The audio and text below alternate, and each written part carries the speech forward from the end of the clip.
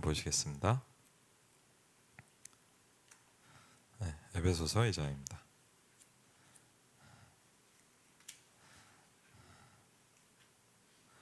에베소서 2장 11절부터 22절까지입니다. 에베소서 2장 11절부터 22절까지. 에베소서 2장 11절부터입니다. 311페이지입니다. 같이 읽겠습니다. 그러므로 생각하라. 너희는 그때에는 육체로는 이방인이요 손으로는 육체 행한 할례를 받은 무리라 칭하는 자들로부터 할례를 받지 않은 무리라 칭함을 받은 자들이라. 그때 너희는 그리스도 밖에 있었고 이스라엘 나라 밖의 사람이라. 약속의 언약들에 대하여는 외인이요 세상에서 소망이었고 하나님도 없는 자이더니 이제는 전에 멀리 있던 너희가 그리스도 예수 안에서 그리스도의 피로 가까워졌느니라. 그는 우리의 화평이신지라. 둘로 하나를 만드사 원수된 것 곧 중간에 막힌 담을 자기 육체로 하시고 법조문으로 된 계명의 율법을 폐하셨으니 이는 이 둘로 자기 안에서 한 세 사람을 지어 화평하게 하시고 또 십자가로 이 둘을 한 몸으로 하나님과 화목하게 하려 하심이라. 원수된 것을 십자가로 소멸하시고 또 오셔서 먼 데 있는 너희에게 평안을 전하시고 가까운 데 있는 자들에게 평안을 전하셨으니 이는 그로 말미암아 우리 둘이 한 성령 안에서 아버지께 나아감을 얻게 하려 하심이라. 그러므로 이제부터 너희는 외인도 아니요 나그네도 아니요 오직 성도들과 동일한 시민이요 하나님의 권속이라. 너희는 사도들과 선지자들의 터 위에 세우심을 입은 자라. 그리스도 예수께서 친히 모퉁이 돌이 되셨느니라.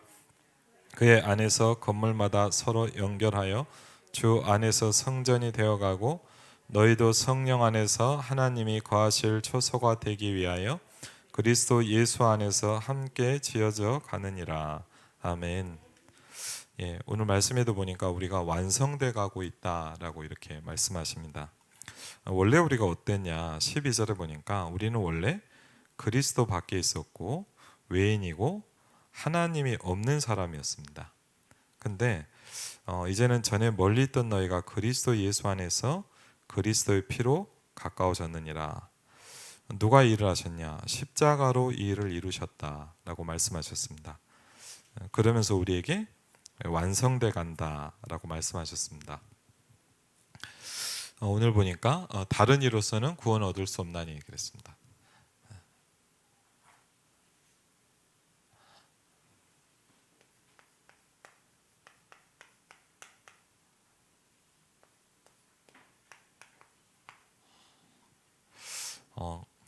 좀 여러분은 또 같이 좀 기도해 주셨으면 좋겠어요.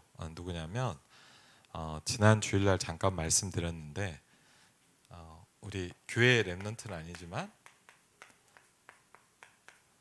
우리 차세빈이라는 랩런트예요. 우리 교회도 세빈이가 있잖아요, 맞죠? 세빈이 다빈이가 있는데 여기도 세빈인데 남해 일심교회 이렇게 목사님 딸이에요. 그리고 지금 암센터에서 이제 항암을 이제 금요일 날부터 시작을 한답니다. 물론 아픈 애는 많아요. 그리고 암센터에 그 최소연 집사님 때문에 이제 한 번씩 가는데 보니까 앞에 큰 암센터 앞에 원래 있던 암센터 말고 좋은 암센터 하나 또 지어졌어요. 암센터가 자꾸 지어진다는 건 좋은 건 아니죠. 사실은. 근데 이제 물어보니까 어린이 전용 암센터라 그러더라고. 그러니까 어린이만 전문적으로 치료하는 암센터가 큰 건물로 세워졌어요. 그만큼 많아요. 그렇죠. 암센터에 오는 사람은 딱 한 가지 이유 때문에 갑니다. 암이 걸려서 가는 겁니다. 그렇죠. 물론 많은 질병들이 있고 많은 어려운 병이 있지만 근데 제가 얘기를 들으면서 좀 그런 생각이 들더라고요. 여기가 이제 경상남도 남해입니다. 전 딱 한 번 가봤거든요. 교회 이름은 일심. 일심 전심 지속 중에 일심교회. 우리 교회도 윤일심 있잖아요. 예. 어, 사실 이제 개인적으로는 저 이제 RTS 후배이기도 하고 이제 같이 이제 신학교에서 공부도 하고 그때부터 얼굴을 오래 알았죠. 그리고 사실 저희 집사람하고 여기 세빈이 엄마하고 또 친구예요. 예, 친구다 이제 그때도 같이 보고 막 차도 하고 막 그랬는데 뭐 알죠 오래전부터. 근데 이제 RTS 나와서 이제 서울에서 이렇게 사역을 하다가 이제 저 경상도로 가게 됐어요. 근데 어 그래서 개척교회고 어렵다 이런 얘기는 좀 들었어요. 그래서 전 잘은 기억이 안 나는데 한두 번 이제 쌀을 이렇게 사준 기억이 나요. 제가 WRC 때 쌀 한 포대 사가지고 이렇게 드리기도 하고 뭐 큰 건 아니죠. 그렇지만 어쨌든 제 마음이니까 그랬던 것 같은데 이번에 이 소식을 듣고 이렇게 좀 얘기를 듣게 됐어요. 근데 제가 보면서 많은 좀 생각이 들더라고요. 남해라는 데가 저는 한 번밖에 안 가서 이렇게 자세히 본 적은 없어요. 그냥 한 번 이렇게 가서 뭐 이렇게 하루 잠깐 식사하고 온 기억밖에 없는데 얘기를 들어보니까 남해가 이제 아주 그 바닷가죠. 그러니까 바닷가죠. 근데 얘기를 들어보니까 다락방하는 교회가 이제 지금 딱 하나 남아 있대요. 다락방하는 교회가 원래 다락방하는 교회가 또 하나 있었는데 목사님이 그 암으로 돌아가셨다고 그러더라고요.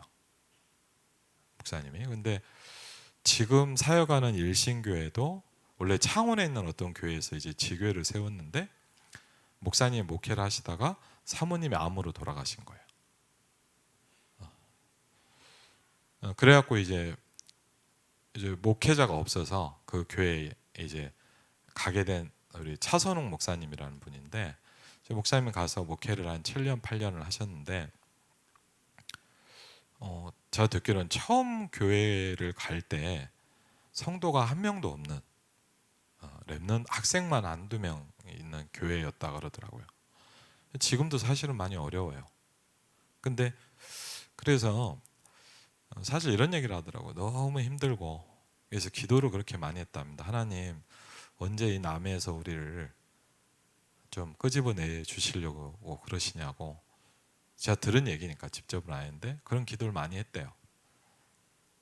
근데 이번에 우리 그 큰 딸이 세빈이가 이제 그 암이 걸린 거예요. 이번에 두 분이 올라오면서 저도 그 얘기를 듣고 좀 울컥하더라고요. 기도를 했대요. 하나님, 세빈이가 어떻게 되든 간에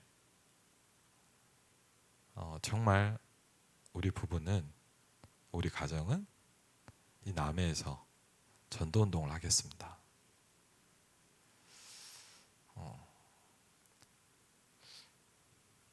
왜? 목사님도 무너지고 사모님도 무너지고 자기 딸에게도 랩런트에게도 온 거예요. 참 그 얘기를 들으면서 좀 많은 생각이 들더라고요. 참 저희 집사람이 울면서 그러더라고요. 자기는 너무 편하게 살고 있는 것 같다고. 그래서 그렇진 않아요. 다 힘들어요, 사실. 다 제일 힘든 게 뭔지 압니까? 내가 있는 여기가 제일 힘듭니다.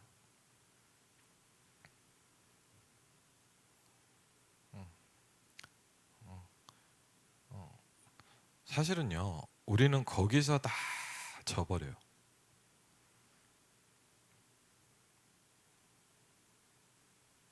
내가 있는 그곳이 가장 힘들어요. 우리는 거기서 이겨야 돼요. 그렇죠? 남해가 힘듭니까? 아닙니다. 정확히 하면 뭐냐? 내가 있는 이곳이 사실은 제일 힘듭니다.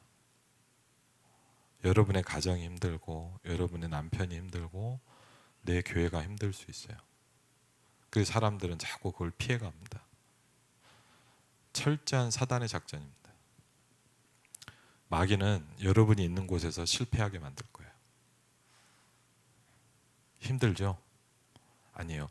여러분이 다른 데 옮기면 거기도 똑같이 힘들어요. 왜? 사단이 하는 거거든요. 사람이 힘들게 하는 게 아닙니다.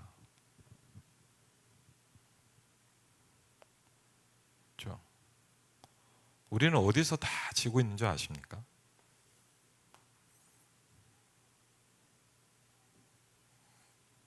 우리 중직자들은 어디서 지고 있을까요? 우리 교육자들 저는 어떨까요? 저도 마찬가지예요. 이렇게 메시지를 하는 저도 마찬가지일 수 있어요. 그래서 좀 같이 기도했으면 좋겠어요. 근데 목사님이요, 그 어려운 현장에서도요, 선교 기업도 하시고 남의 전도 운동을 많이 해요. 근데 교회는 어려워요, 솔직히. 그 영적 흐름을 바꾼다는 게 쉬운 게 아니거든요. 전 그런 생각을 들어요. 아, 그래, 우리 교회도 이런 교회를 놓고 기도해야 되겠다. 그리고 혹시 만약 기회가 되면 성경학교도 가서 해주면 좋겠다. 뭐 많이 가야 됩니까? 가서 힘이 돼주는 게 중요하죠. 그렇죠. 그리고 우리 랩넌트가 지금 이제 영적 싸움 하고 있어요. 참 마음이 그렇더라고요. 금요일부터 항암을 한다는데 하나님이 어떻게 하실지는 모르죠. 그러나 저는 우리가 같이 기도해야 된다고 생각을 하고요. 우리 세빈이를 위해서도 그 교회를 위해서도 우리가 물론 뭐 다락방 교회 어려운 교회도 많이 있습니다. 그러나 뭐 우리 교회는 어렵지 않냐. 우리 교회도 어려운 부분이 있죠. 그렇지만 우리가 정말 영적 싸움을 시작한다면 다른 교회를 도울 수 있는 교회가 될 줄 믿습니다. 그렇죠. 왜 그러냐? 여러분 꼭 기억하셔야 돼요. 우리는 이거 하고 싸우는 거예요. 전 지금도 기억이 나는 게 그 일본에 그러니까 처음 선교를 하러 갔어요. 처음 선교를 하러 이제 대학생 때 갔는데 이제 뭐 어마어마한 사명을 갖고 간 건 아니고 이제 그때 이제 제가 전도신학원을 다니고 있었는데 그때 이제 전도신학원 졸업 요건이었어요. 전도신학원을 졸업하려면 뭐 팀 합숙 이상 받아야 되고 뭘 해야 되고 그렇게 하고 뭘 했냐면 그 해외 단기 선교라 그랬어요. 그때는 이제 해외 캠프랑 단기 선교라는 걸 가라 그랬어요. 그래서 이제 제일 좀 비용도 적고 이제 갈 만한 그런 데가 이제 일본이 아무래도 가깝잖아요. 그래서 이제 일본이라는 데를 이렇게 신청을 하고 갔어요. 갔는데 저는 여러 지역에 이렇게 배불리는데 제 기억에는 이제 오사카 집회였고 저는 이제 사역을 한 건 나고야라는 데 갔습니다. 나고야라는 데를 사역을 갔는데 이제 저는 어디다 붙였냐? 그 목사님 교회다 붙였더라고요. 그 일본 목사님 교회다가 붙여줬어요. 그래갖고 이제 목사님 교회에서 이제 한 4박 5일 동안 이제 사역을 했어요. 일본 목사님이에요. 그래서 이제 일본 교회를 처음 간데 일본 교회를 가본 거죠. 일본 교회를 갔는데 뭐 별로 안 크더라고요. 하고 일본 교회가 여러분 굉장히 작습니다. 일본 교회는 큰 교회가 거의 없거든요.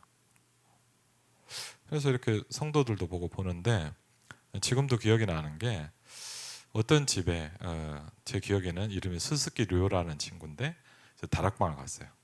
그래갖고 이제 가서 하는데 이제 통역자가 없어갖고 이제 저희 복음동 하는 분이 아니고 이제 CCC인가 이쪽에 어떤 분이 이렇게 하루 도와주신 거예요. 하여튼 이제 한국 분이신데 이렇게 도와줬는데 그래서 아이가 어떠냐면요. 그 무슨 병이 있냐? 정신병이죠. 근데 무슨 병이냐? 얘는 계속 더럽다는 생각이 오는 거예요. 예를 들면 밥을 먹으려면 숟가락을 집어야 되면 숟가락이 더럽다고 느껴지는 거예요. 계속 씻고요. 계속 씻고요. 와, 제가 보니까요.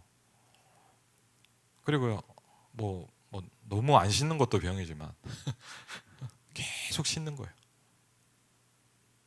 계속 씻어요. 저 예전에도 한번 저기 판교 쪽에 사역 갔다 그런 분을 만났어요. 어떤 딸이 둘째 딸이 이렇게 정신 문제인데 수도세가 한 6, 70만 원이 나온대. 왜? 하루 종일 목욕을 계속 하는 거예요. 계속 더럽다는 생각이 드는 거예요.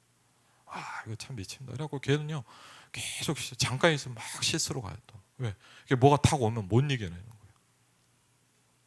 이렇게 계속 왔다 갔다 하는데 제가 보면 참 보통 일 아니구나 싶더라. 근데 이제 그 어머니가 저한테 이런 얘기를 하는 거예요. 지금 아마 사역자로 세워지신 것 같은데 그때 뭐 집사였나 그러셨는데 하여튼 뭔 얘기를 하다가 이상하다는 거예요. 그래서 왜요? 그랬더니 우리 애가 물론 원래 그랬겠죠 사역인데 이 지역에 오더니 애가 이게 왔다는 거예요. 그래서 그렇구나. 저는 어쨌든 그 얘기를 듣고 이제 애들하고 같이 이제 지역을 한 바퀴 돌아봤습니다.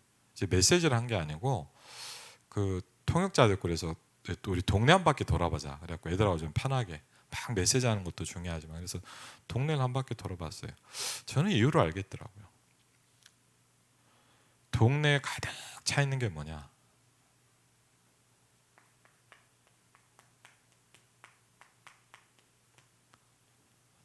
신사와 절들이 쫙.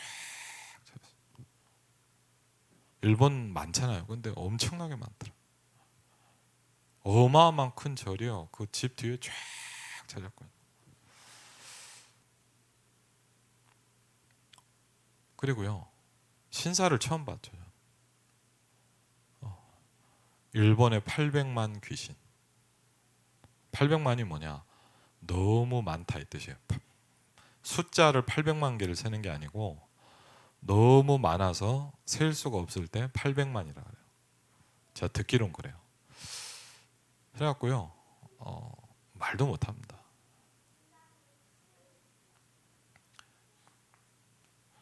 그래가지고요. 보고 오니까 좀 이해가 되더라고요.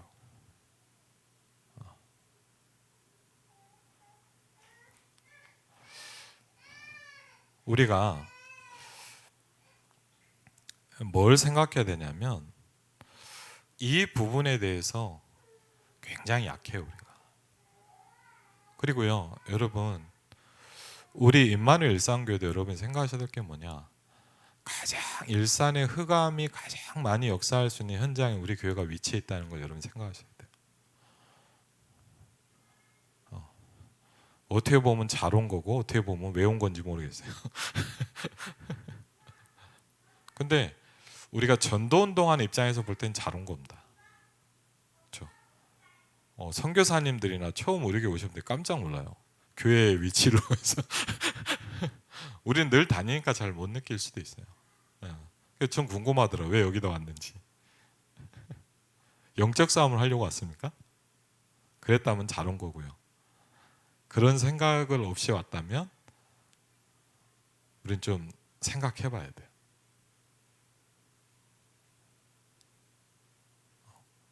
일산에서 가장 흑암이 역사하는 현장입니다. 그러면 간단하게 뭐냐, 사단을 꺾든 우리가 무너지든 하나예요. 그렇죠? 그래서 이게 간단한 문제가 아닙니다. 그래서 이 부분을 놓고 생각해 봐야 되는 거죠. 그래서 어디서 구원받냐 그랬습니다. 왜 구원받아야 될까요? 그냥 살면 안 됩니까? 요한복음 10장 10절에 이 존재가 있는 동안 계속 세 가지를 합니다. 도둑질합니다.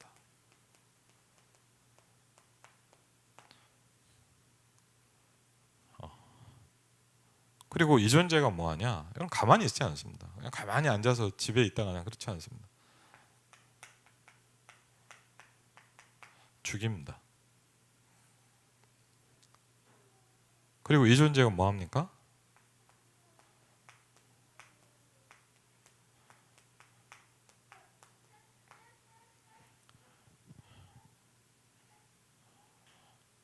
사실은 뭐냐, 우리는 이미 엄청나게 도둑질을 당했을지도 몰라요. 다만 누가 여러분이 보는 데서 뺏어갔다면 여러분 가만 안 있겠죠. 근데 얘가 뺏어가면 여러분 몰라요.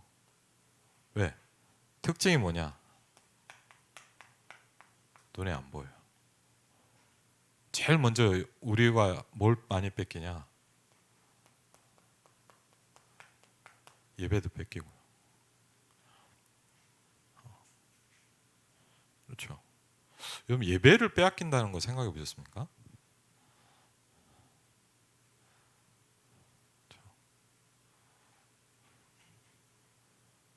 우리가 경배해야 될 대상을 놓치게 만들어요. 뭘 갖고 갈까요?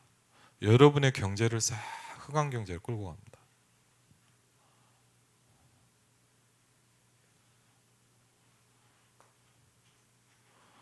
더 중요한 건 뭐냐? 여러분의 인생을 다 도둑질해 가요. 여러분의 받을 축복을 다 놓치고 살게 만들어요. 지금도 계속 도적질해 갑니다. 그렇죠. 어떻게 보면 뭐냐? 우리는 너무 이걸 많이 당해서 의식이 없을 수도 있어요. 원래 내가 그렇다고 생각할 수도 있어요. 아니에요. 성경은 뭐라고 하냐? 원래 여러분은 다르다라고 얘기하고 있어요. 여러분 이걸 가서 뭐 예수님 영접하는 데 쓰자 이 말이 아닙니다. 나를 한번 봐야 돼요. 그렇죠? 뭐 영접하는 데고 줄줄을 외워서 영접시켜라. 여러분 무슨 우리가 장사합니까? 그렇죠? 그리고요 이 복음은 나에게도 적용돼야 돼요. 그렇죠? 원래 우리가 받은 축복이 있어요. 목사님 계속 말씀해. 창세기 1장 27절에 보니까 하나님의 형상대로 우리를 지으셨고 그 코에 생기를 불어넣으시고 창세기 2장에 보니까 에덴의 축복으로 우리를 축복하셨어요. 어떤 축복을 받았냐? 하나님과 내가 함께하는 축복을 받았어요. 그렇죠?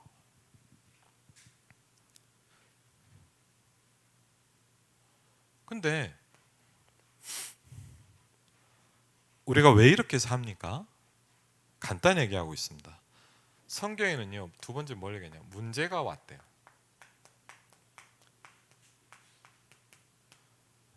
어떤 문제가 왔냐? 하나님과 함께해야 될 내가 이렇게 돼버린 거예요. 그렇죠?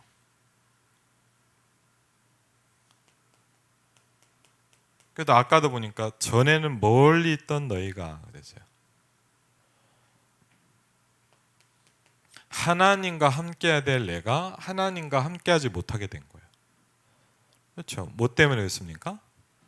로마 3장 23절을 보니까 죄의 담이 그렇게 했다라고 얘기했어요. 그렇죠? 이사야 60장에 보니까 제가 정확히 기억이 안 나는데 너희가 부르짖어도 하나님께서 답하시지 못하시니까 죄의 벽이 너와 가려있기 때문이다 그랬거든요.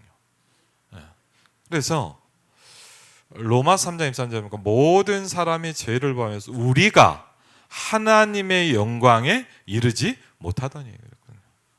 하나님과 함께해야 될 하나님과 함께하는 축복을 받은 우리가 하나님과 함께할 수 없게 된 겁니다. 굉장히 중요한 문제가 온 거죠. 그러면서 이 문제로 말미암아서 따라오게 되는 문제들이 오게 됩니다. 그렇죠? 성경은 얘기하고 있습니다. 창세기 3장 1절로 6절에 보니까 하나님을 떠나게 됐다 이렇게 얘기합니다. 하나님과 함께해야 될 내가 하나님과 분리돼 버린 거죠. 창세기 3장 16절로 20절에 보니까 이렇게 있어요. 너 때문에 땅도 저주받을 것이다 그랬어요. 그렇죠? 우리의 모든 것이요. 우리에게 관계된 모든 것이 나 때문에 같이 저주를 받는 거예요. 땅도 너 때문에 저주를 받을 거야 그랬거든요. 어쨌든 우리의 모든 인생이 뭐냐? 그렇게 돼버렸을 수도 있어요. 창세기 3장 16절로 20절입니다. 그러면서 요한복음 8장 44절에 보니까 너희가 너희 아비 마귀에게서 났으니, 사실 간단한 문제가 아니죠. 사단에게 속해 있다는 말입니다. 그렇죠? 사단에게 잡혀 있는 거예요. 그렇죠? 에베소서 2장 1절로 3절에 보니까 그래서 어떻게 돼 버렸습니까? 허물과 죄로 죽었다라고 얘기하고 있어요. 뭐가 죽었을까요? 영이 죽었어요. 그렇죠? 영이 죽어버렸고요. 그리고 공중 권세 잡은 자를 따라가는 거예요. 세상 풍속을 따라가는 존재로 바뀐 거예요. 왜? 안 할 수가 없는 거예요. 에베소 2장 3절에 뭐가 옵니까? 본질상 진노의 자녀이더니. 그렇죠? 영적인 문제, 정신적인 문제 막 이런 것들이 막 오기 시작합니다. 그렇죠? 그러면서 히브리서 9장 27절에 이렇게 얘기합니다. 한 번 죽는 것은 사람에게 정해진 것이요 그 후에는 심판이 있을 것이다.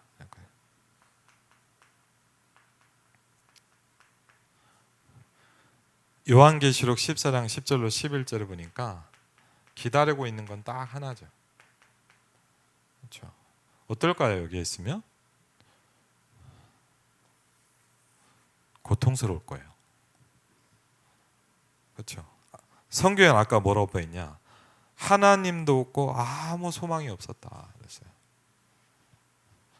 여기에 있는 상태가 어떤 상태냐? 하나님도 없고 아무 소망도 없는 상태라 했어요. 그래서 어떻게 합니까? 본능적으로 여기에 있는 건 고통스러우니까 나오려고 그러겠죠. 뭐 합니까? 그래서 몇 가지를 하기 시작합니다. 그렇죠? 그게 뭡니까? 그걸 종교라고 하기도 하고, 그걸 뭐라고 합니까? 철학이라고 하기도 하고요.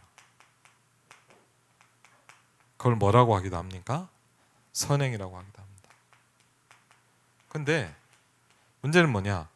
영이 죽은 내가 아무리 노력을 해도 뭐냐? 하나님을 만날 수가 없는 거예요. 여기서 중요한 질문이 나옵니다. 그렇죠? 당신은 어디에 속해 있느냐?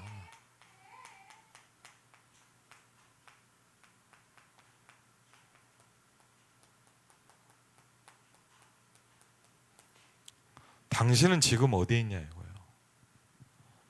여기 있죠. 그렇죠. 그래서 하나님만이 이 문제를 해결할 수 있다는 겁니다. 그렇죠.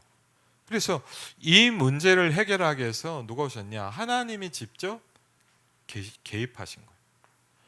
로마서장 8절에 보니까 우리가 아직 죄인 되었을 때 그리스도께서 우리를 위하여 죽으심으로 하나님께서 우리에 대한 자기의 사랑을 확증하셨느니라. 그렇죠. 고린도전서 15장 3절로 4절에 보니까 성경대로 죽으시고 성경대로 사흘 만에 다시 살아나셨느니라 그랬습니다. 그러면서 누가 오셨냐? 이 일을 완성하신 분을 보고 뭐라 그러죠? 약속하신 메시아가 오신 거죠. 요한일서 3장 8절에 하나님의 아들이 나타나신 것은 마귀의 일을 멸하려 하심이라 그랬죠. 왜? 굉장히 중요한 부분입니다. 그렇죠. 그러면서 요한복음 14장 6절에 내가 곧 그 길이요 그 진리요 그 생명이니 나로 말미암지 않고는 아버지께로 올 자가 없느니라 그래서. 왜? 예수님께서 뭘 하셨냐? 그리스도의 일을 하신 겁니다. 왕, 선지자, 제사장이죠. 그렇죠. 그러면서 마가복음 10장 45절을 보니까 모든 죄와 저주를 대신 속해줄 제물로 우리에게 오셨다라고 말씀하셨습니다. 그래서 예수님 누구시냐? 왕, 선지자, 제사장의 일을 감당하신 겁니다. 그러면 뭐죠?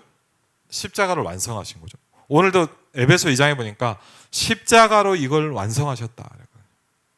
자기의 몸으로 이걸 해결하셨다. 히브리서 9장에 뭐라냐? 영원한 단번에 한 제사를 드림으로 이 문제를 끝냈다라고 얘기하고 있어요. 어마어마한 말이죠. 성경에 보면 그렇게 나와 있어요. 영원한 한 번의 제사로 이거를 끝내버렸다 이렇게 얘기하고 있어요. 이거를 완전히 뭐합니까? 해결해 버린 거예요. 그렇죠? 요한복음 3장 16절에 보니까 하나님이 세상을 사랑하사 독생자를 주셨으니 이는 저를 믿는 자마다 멸망하지 않고 영생을 얻게 하려 하심이라. 누구든지 주의 이름을 부르는 자는 구원을 얻을 것이라. 그렇죠? 이 멸망 가운데 있지 않고 뭐죠? 주의 이름을 부르는 그 사람은 구원을 받을 것이다 그랬거든요.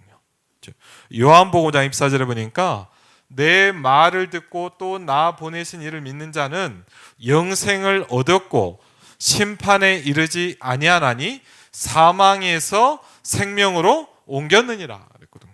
그렇죠? 그래서 영생을 얻었고 그랬거든요. 믿는 순간 심판에 이르지 아니하나니, 미래 문제 해결입니다. 지금 현재 사망에서 생명으로 옮겼느니라 그랬거든요. 그렇죠? 옮겨버렸다고 얘기하고 있어요. 구원은 뭐냐? 옮겨져 버리는 겁니다. 그래서 요한복음 1장 12절에 영접하는 자 곧 그 이름을 믿는 자들에게는 하나님의 자녀가 되는 권세를 주셨느니라 그랬거든요. 사실 여러분 뭐냐? 이런 부분을 모르는 얘기 별로 안 하다요. 저도요. 이런 부분을 잘 모를 땐요. 그냥 뭐 영접하고 그냥 가슴이 찡하는데 별 느낌이 없었어요. 근데 제가요. 정말 일본 딱 가서 며칠 동안 우상 현장 쫙 보고요. 제가 느낀 게 있었어요. 지금도 이해가 안 돼요. 그렇게 메시지를 그 현장을 돌고 집회를 와서 메시지를 딱 듣는데 이상하더라고요. 3일 동안 집회를 하는데 시작부터 끝까지 계속 눈물이 나요.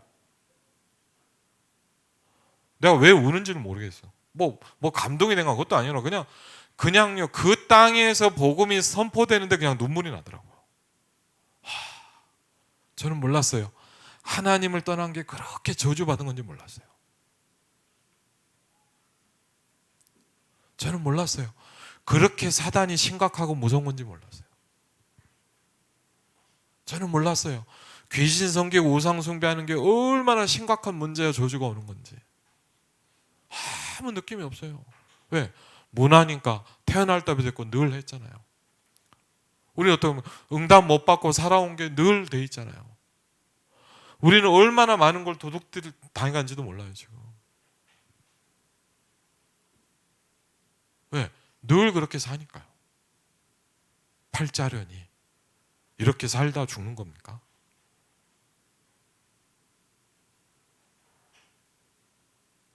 저는 그래서 세빈이 아빠 엄마가 한 그 신앙 고백을 들으면서 저도 가슴이 뭉클하더라고요.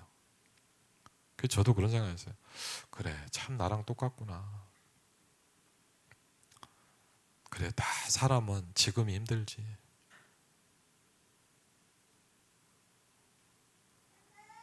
제일 어렵더라고요. 내가 있는 지금이 참 힘들어요. 왜? 여러분이 그걸 뺏기는 거예요, 지금. 지금 내 자리에서 하나님 주신 축복이 있는데 다 빼앗기는 거예요. 그래서 뭐 합니까? 갈등하고 고민하고 염려하고 여러분의 인생을 싹 도둑질해 갑니다. 그래서 목사님 지난번에 그런 얘기를 하셨어요. 지옥같이 만들어 버린다. 참 이상하죠. 내 인생이 너무 지옥 같은 거예요. 왜 지옥 같을까요? 이 영향력 속에 있어서 그래요. 그렇죠.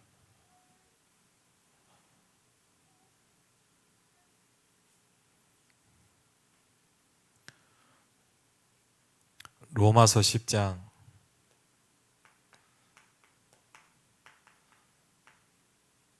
9절로 10절에 이렇게 얘기합니다.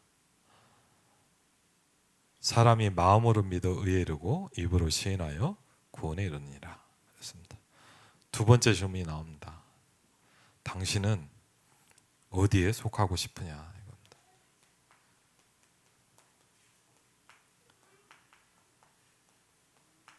여러분 어디 있고 싶으세요? 너무 맨날 들은 이야기라 그렇죠. 근데 여러분 여기 있어요, 여기 있어요?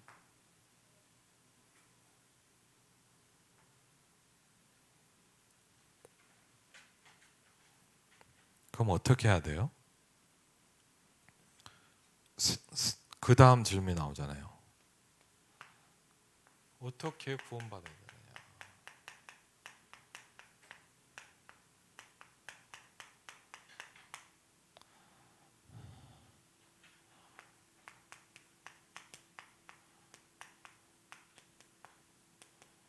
믿는 거예요. 그렇죠.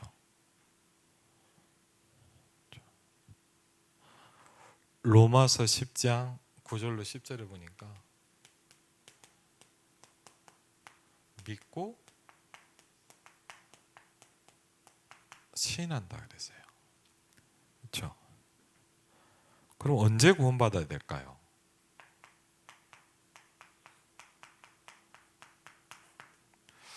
저는 왜 이 말씀드리냐, 구원의 길 많이 들었죠. 근데 왜 뭐니까 나도 모르게 여기 있어야 될 내가 자꾸 내 삶이 이렇게 가 있지 않나요? 그렇죠. 20 몇 년 전에 눈물 흘리면서 들었잖아요. 근데 어느 날 나도 모르게 자꾸 여기가 있지 않아요?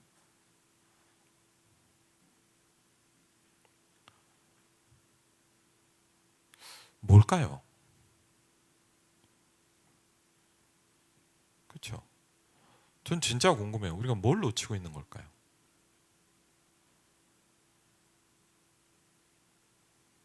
그렇죠. 한번 진짜 질문해 보세요. 뭐 구원의 길 뭐 하고 영접시켜라, 그럴 얘기를 하는 게 아니잖아요. 어느 날요 우리들에게요 너무나 우리 많은 성도들 보니까 전도운동 거의 없어졌어요. 구원받을 사람이 없어졌나요? 그건 아니잖아요. 맞죠?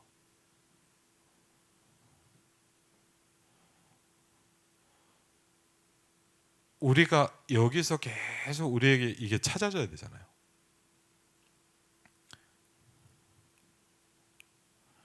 그래서 뭐합니까?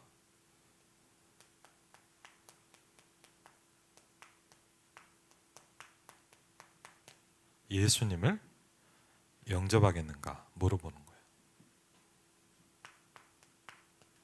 굉장히 중요한 거죠. 질문이 나옵니다. 나는 어디에 있는가? 그렇죠. 당신은 그러면 어디에 있고 싶으냐? 그때 뭡니까? 이제 영접이라는 말이 되게 중요한 부분입니다. 그렇죠.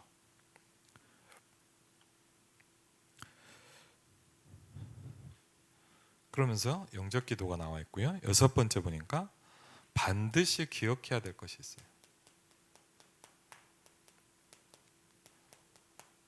그러면서 조금 이 부분과 함께 우리가 생각해 봐야 될 부분이 있어요. 뭐냐? 요한복음 2장을 보면 이런 부분들이 나와요. 그렇죠. 이 요한복음 1장에 나온 예수를 영접하는 부분에 대한 얘기거든요. 근데 요한복음 2장에 보니까 어떤 부분이 나오냐면 여러분들 잘 아시죠? 혼인잔치가 벌어져요. 가나라는 데서 혼인잔치가 벌어져 갖고 이제 뭐죠?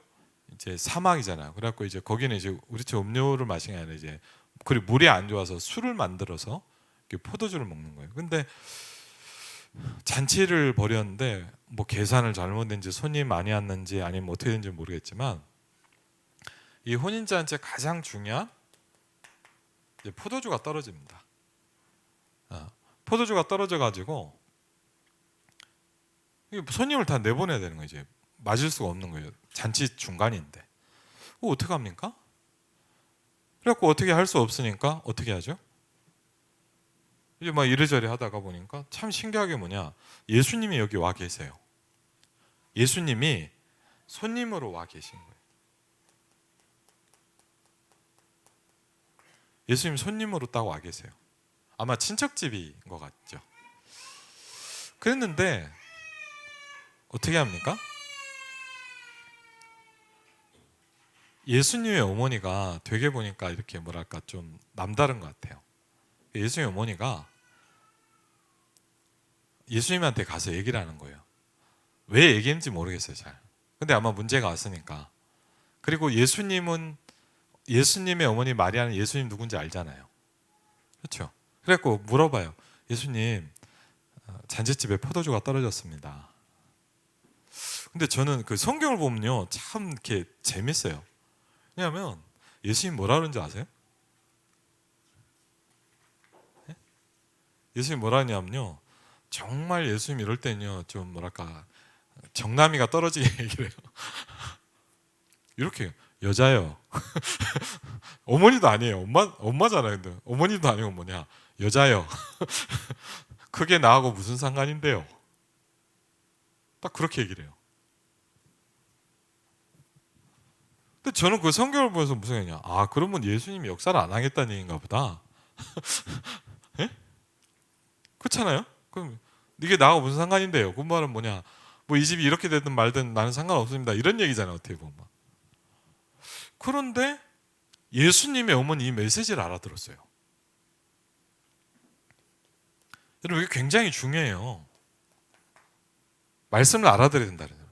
메시지를 알아들었어요. 그래서 어떻게 하는 줄 아세요? 우리 같으면 아이고 안 되겠구나 그러고 포기하잖아요. 어떻게 합니까? 종들을 다 불러요. 종들을 다 불러갖고 예수님 앞에다 딱 세워놓고 말합니까? 무슨 말씀을 하시는지 그대로 해 라고 얘기해요. 그건 뭔 얘기죠?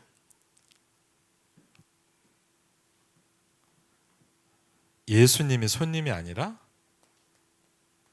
주가 되는 거죠.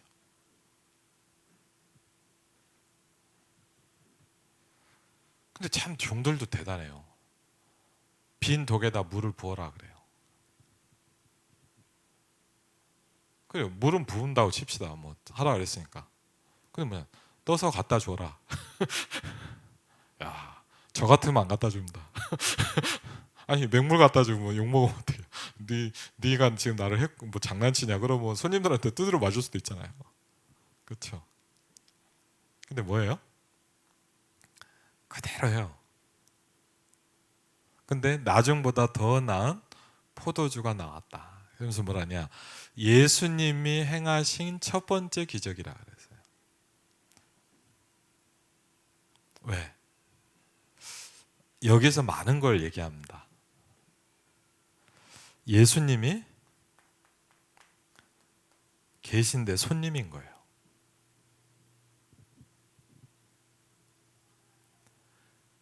우리의 인생에 예수님이 와 계신데 손님인 거예요. 그렇죠? 그분이 뭐가 돼야 돼요? 나의 마스터가 돼야 돼요. 주인이 돼야 돼요. 예수님이 손님인 현장은 여전히 모자랄 수밖에 없고 여전히 어려울 수밖에 없어요. 예수님을 영접을 많이 해야 이게 해결되는 겁니까? 성경은 다르게 설명합니다. 요한복음 2장을 통해서 요한복음 1장이 그 어마어마한 빛으로 오신 그 예수님을 영접했다. 그런데 그 예수님이 와 계신 그 현장에도 문제는 많이 오는 거예요. 왜요? 예수님은 손님이시기 때문이에요. 이 예수님이 주인이 될 때, 그게 첫 번째 일어난 기적이었습니다. 예수님이 하나님이심이란 증거로 역사하신 창조의 기적입니다. 그래서 요한복음 뭘 하냐? 예수님이 하나님이시다 이게 계속 나오는 거예요. 요한복음을 보면요, 하나님이 아니면 할 수 없는 기적들을 계속 하세요. 요한복음의 특징이에요. 왜? 예수가 하나님이시다 이거거든요.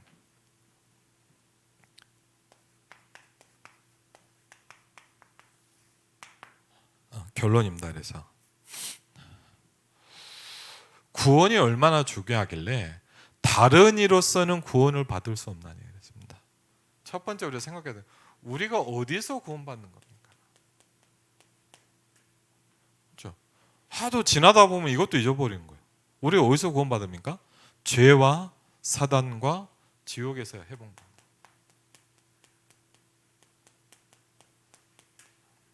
근데 생각해야 될 건 뭐냐? 지금도 이건 있어요. 그렇죠? 사단의 권세가 꺾였지 사단이 없어져 버린 건 아니에요. 그래서 우리에게 뭘 줬냐? 사단의 권세를 결박할 권세를 주셨다 그랬어요. 그래서 성경에 이 부분이 많이 나옵니다. 그러면 우리가 놓치고 있는 부분이에요. 저를 포함해서 여러분들이 뭘 놓치고 있냐? 여기에 대한 싸움이 없어요. 그렇죠? 안 싸웁니다. 영적 싸움을 해야 돼요. 이 존재가 있다니까요. 그렇죠? 저와 임마누엘 일상교회는 뭘 해야 되냐? 이 존재와 싸워야 돼요. 그렇죠? 제가 저희 교회를 보면서 뭘 늘 많이 느끼냐? 저를 포함해서요. 영적 싸움이 없어요. 영적 싸움 해야 돼요. 그리고요, 우리가 자리 잡은 이 현장이 일산에서 가장 흑암의 역사할 수 있는 현장입니다. 그렇죠? 우리가 잘못 이사를 왔던가 아니면 뭐냐, 하나님이 여기로 우리를 넣으신 거예요. 그 목사님 그랬대요. 우리 남해에서 언제 꺼내줄 거냐고. 중요한 말이죠. 하나님 여기서 언제 꺼내줄까요? 아니에요. 하나님이 여기다 넣었어요. 그걸 보고 하나님의 절대 주권이라고 그래요. 뭐 하라고요? 일산 살리라고. 그렇죠? 일산 살리라고요. 저기 조용한 주택가도 많고 호수공원 앞도 많고 얼마나 좋은 데도 많은데 왜 가장 중요한 가장 영적 싸움해야 될 현장에 하나님 보냈을까요?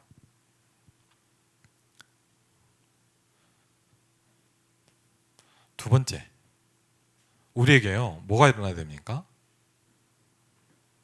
이 생명운동이, 이 복음이 증거되는 운동이 우리에게 일어나야 돼요. 그렇죠? 그건 아주 중요한 문제입니다. 생명운동이 일어난다는 말은 뭐냐? 거꾸로 이렇게 얘기할 수 있습니다. 사단이 무너지고 있는 겁니다. 거꾸로 얘기할게요. 이게 안 일어난다는 얘기는 뭐냐? 사단에게서 우리가 못 이기고 있다는 거예요, 지금. 그렇죠? 왜? 성경에서 구원에 대한 얘기를 할 때 여기서 빠져나온다 이 얘기를 해요. 그래서 전도는 뭐냐? 영적 싸움이거든요. 전도는 설득이 아닙니다. 전도는 우리가 이 사람을 잘해줘서 꼬셔서 데려오는 게 아닙니다. 장사는 그렇게 하면 되죠, 맞죠? 막 해갖고 막 하고. 물론 우리가 뭐 오는 새가족들한테 잘 도와줘야죠. 그걸 얘기하는 게 아닙니다. 전도는 뭡니까? 이것과의 싸움이라고 얘기하고 있습니다. 그렇죠? 그리고 세 번째, 저와 여러분에게요 쉽진 않지만 우리는 뭐냐? 주인 바꾸는 운동이 일어나야 돼요. 왜? 요한복음 2장이 우리에게 주시는 메시지가 있어요. 심지어는 예수님이 어떻게 했냐? 예수님의 어머니가 부탁했는데도 안 들어줬어요. 인간적으로 좀 어떻게 하면 안 될까요? 그렇지 않습니다. 굉장히 영적인 부분은 중요합니다. 이번에도 그러잖아요. 베드로가 막 신앙 고백했잖아요. 그럼요. 우리 같으면요, 베드로가 예수님 죽지 마십시오 그래도 베드로하고 같이 살아온 정이 있는데, 그렇죠? 예수님은 그렇게 심하게 얘기하면 안 되죠. 근데 뭐라 합니까? 사단아 내 뒤로 물러가라 그래요. 아니 인간적으로 그래도 몇 년 같이 지냈는데 그래 네가 오늘 실수했구나 그렇게 하면 안 돼? 그렇게 해야 된다면 사단아 내 뒤로 물러가라 그랬어요. 사단이 어떻게 한다고요? 네가 하나님의 일을 생각하지 않고 사람의 일을 생각하는도다. 그랬어요. 베드로한테 한 게 아니잖아요. 정확히 맞죠? 베드로를 공격하는 베드로를 속이는 사단에게 한 거예요. 사단아 내 뒤로 물러가라 그랬어요. 우리는 어떻게 해야 됩니까? 쉽지 않을 수 있어요. 잘 안 했기 때문에. 하나님의 일을 생각해야 돼. 그렇죠? 사람의 일을 자꾸 생각하면 어떻게 되냐? 얘한테 당하는 거예요. 네. 누구한테요? 사단한테 당해요. 그렇죠? 사람의 일을 생각하는도다 그랬어요. 그럼 우리는 뭐 해야 돼요? 하나님의 일을 생각하면 사단에게서 이기는 거예요. 그렇죠? 그래서 이번 한 주간 우리가 다른 이로서는 구원을 얻을 수 없나니. 그래서 오늘도 에베소 2장에 뭐라 했냐? 너희가 함께 지어져 가느니라 그랬어요. 이 축복이 완성돼 가느니라 그런 거예요. 이 구원의 축복이요. 여러분에게 날마다 영적 축복이 누려지시기를 주의 이름으로 축원을 드립니다. 예, 우리 같이 한번 382장 찬양하면서요. 우리 헌금 준비하신 분 있으면 같이 헌금하도록 하겠습니다. 382장입니다.